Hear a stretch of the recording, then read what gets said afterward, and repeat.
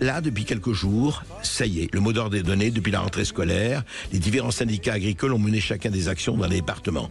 J'en cite quelques-unes. Mercredi, là, hier, le sujet de la directive nitrate a poussé une centaine d'agriculteurs de la FDSEA et des jeunes agriculteurs de la Meurthe-et-Moselle de se réunir à Nancy.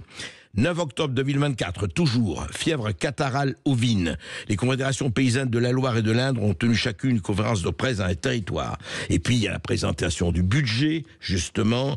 Là aussi, les agriculteurs se mobilisent. Là, on sent que quelque chose est en train de se passer.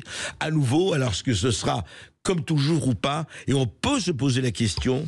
Véronique Le Floch, je voudrais vous faire écouter hier ce qu'a dit Vincent Louault dans un Sénat quasi vide. Il faut rappeler le Sénat, le Sénat qui le représente, c'est le législatif comme l'Assemblée nationale.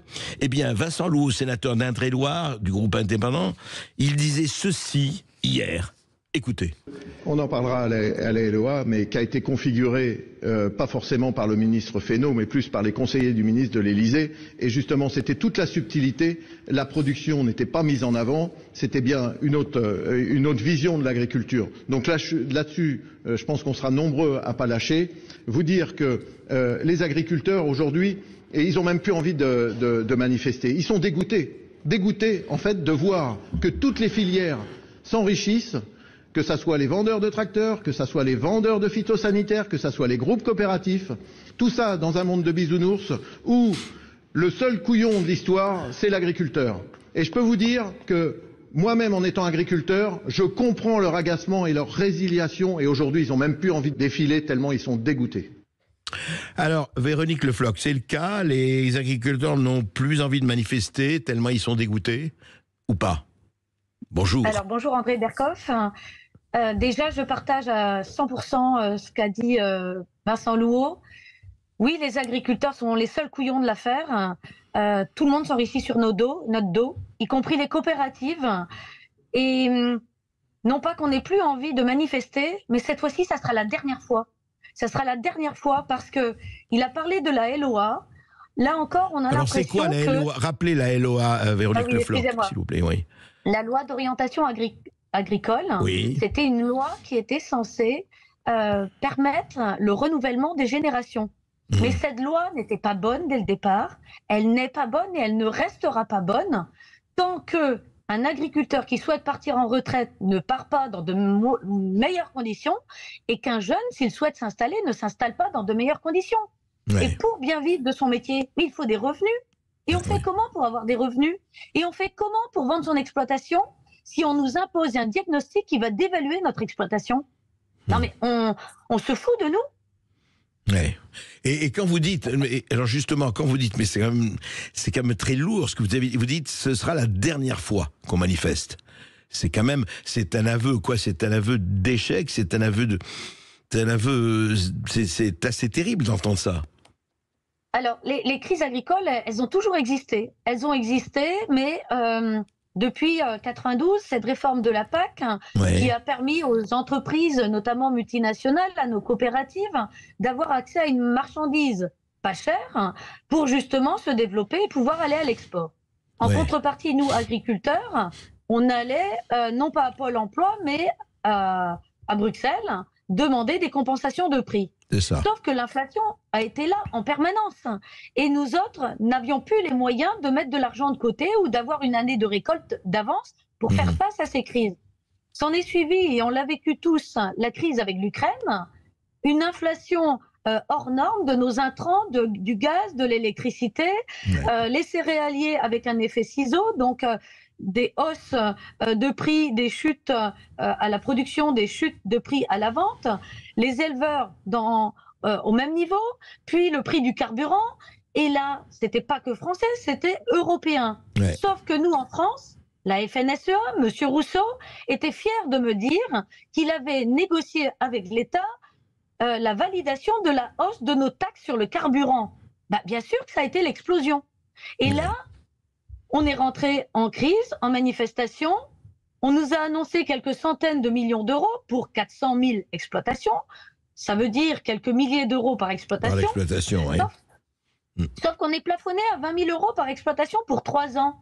Quand les autres entreprises, toutes les autres entreprises, c'est 300 000 euros. Donc les fermes, nos fermes, n'ont pas pu être sauvées. Et donc on en est au même état qu'il y a 6-8 mois, à la différence près que l'on a connu pour la vigne le gel, la grêle, toute l'arboriculture pareil, les céréales, les mauvais rendements, on n'a pas pu semer dans de bonnes conditions, on ne peut pas récolter dans de bonnes conditions, on a toutes les maladies qui sont là, mais on va crever. Ouais. Vous voulez dire que par rapport à ce qui s'est passé, on en avait parlé avec vous, et puis on avait parlé longuement il y a quelques mois, en fait, rien n'a changé. C'est-à-dire, vous avez l'impression qu'il y a une espèce d'étau, quoi. On veut, en fait, se débarrasser pratiquement de l'agriculture, surtout des petits agriculteurs, pour faire, voilà, des grandes surfaces multinationales à l'échelle européenne et même internationale, et puis le reste, pertes et profits. C'est un peu ça? C'est un peu vrai, hein. Il y a là-dessus, on peut que partager. Le problème, c'est qu'ils se trompent, c'est que parmi les structures qui sont aujourd'hui les plus importantes, les plus grosses, elles font face à des échéances bancaires très élevées. Donc elles pourraient aussi tomber. Et les petits ont quelque part une capacité de résilience supérieure. Exact. Donc, en fait, on fait des annonces pour nous calmer. Et ça ne marche pas parce que là, à Cournon, le sommet de l'élevage à Clermont-Ferrand la semaine dernière, Michel Barnier a fait des annonces. Ce sont exactement les mêmes annonces qu'avaient faites Bruno Le Maire et Marc Fesneau un an avant. Des prêts garantis pour les éleveurs. On ne sait même pas si un agriculteur en a bénéficié. Il y avait près de 80 millions d'euros. On ne sait pas où est parti cet argent. Bah attendez, vous ne savez pas s'il y en a qui ont reçu ou pas? On sait s'ils les ont reçus ou pas quand même, non? On ne peut pas savoir. Alors, on sait pour les enveloppes, pour la bio, pour la grêle, pour la tempête Ciarán, pour les inondations. Mais l'enveloppe qui a été annoncée au sommet de l'élevage à Cournon il y a un an, pour un plan de reconquête de la souveraineté élevage, avec quelques dizaines de millions d'euros, on n'a toujours pas de compte rendu. Et je l'ai demandé à plusieurs reprises, que ce soit à la nouvelle ministre, à son conseiller. Enfin, à un moment, pourquoi on ne nous dit pas la vérité? Pourquoi on ne vous dit pas la vérité? Est-ce que parce qu'eux-mêmes, ça se passe au-dessus d'eux? Je vous pose la question, Véronique Le Floch. Est-ce qu'au fond, ça se passe au niveau soit de la Commission européenne, soit effectivement du Conseil européen, ou peut-être plus, et que ça ne se passe plus au niveau de la politique nationale? Question. C'est ce que j'expliquais tout à l'heure. Les 20 000 euros d'aide maximum sur 3 ans pour une exploitation, ça dépend de l'Europe. Et c'est pour ça que la France a fait une demande au mois de mai pour passer ce plafond à 50 000 euros. Nous, à la coordination rurale, on aurait préféré que ça soit 200 000, 300 000 comme les autres exploitations. À défaut, 50 000 au moins pour l'année, pour reprendre, réétudier tous les dossiers et sauver le maximum d'exploitations. Enfin, quand on aura disparu, ça sera trop tard. Hein. Et on sait déjà que le phénomène de remplacement, de renouvellement des générations à cause des départs en retraite n'est pas assuré. Donc faisons en sorte que demain, nous ayons des jeunes à s'installer. Bien sûr. Et à votre avis, alors c'est pour ça, je reviens à cela. Bon, il va y avoir des manifestations, les gens vont... Mais le fait que justement le Sénat était aux 3/4 vide, sinon plus, est-ce que vous avez l'impression, en fait, si vous ne faites plus pression, si vous dites, je reviens à ce que vous avez dit, ça m'a frappé, vous dites c'est la dernière fois, mais s'il n'y a pas de manifestation, je dirais de contre-pouvoir, donc c'est fini, la partie est faite, fin de partie? Alors, c'est la dernière fois, mais ça durera longtemps. Ah, d'accord. On n'a plus rien à perdre. Enfin, je ne sais pas si nos politiques en sont conscients, mais à partir du moment où vous ne savez pas ce que vous allez devenir, que tous les jours, toutes les factures que vous recevez explosent sans aucune mesure, alors que nos prix, eux, restent au plancher, alors que nos politiques n'ont qu'à se retourner vers les coopératives, vers les industriels. L'argent, il est là.